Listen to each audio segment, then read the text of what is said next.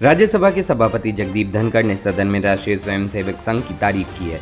इसे लेकर कांग्रेस समेत कई दलों ने अपनी आपत्ति दर्ज कराई है। सभापति के जरिए की गई तारीफ के बाद तृणमूल कांग्रेस के नेता डेरेक ओब्रायन ने दावा किया कि प्रधानमंत्री नरेंद्र मोदी की अगुवाई वाली सरकार के 10 मंत्रियों में से 7 मंत्री आरएसएस से आते हैं। डेरेक ओब्रायन ने कहा कि प्रधानमंत्री मोदी हिंदुत्व संगठन के दूसरे सरसंघ चालक MS गोवलकर से आगे निकलने की कोशिश कर रहे हैं। टीएमसी नेता ने अपना एक पोस्ट एक्स पर शेयर किया। उन्होंने कांग्रेस नेता जयराम रमेश का एक पोस्ट भी शेयर किया, जिसमें उन्होंने भी आरएसएस की आलोचना की है।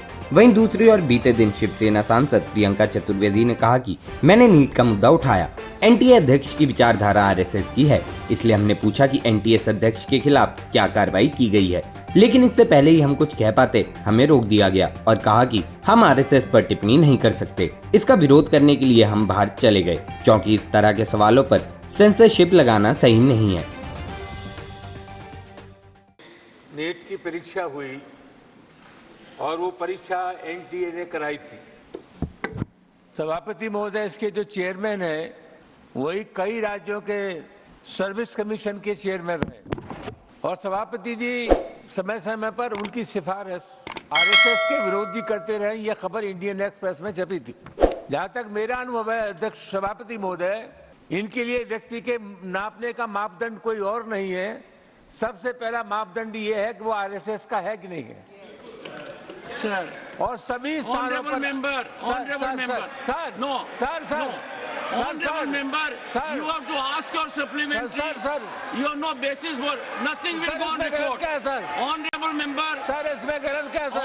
I have asserted in this house sir इसमें गलत क्या sir? that the organization has unimpeachable credentials. Sir We cannot go in a manner. I take exception to it. Will not go on record.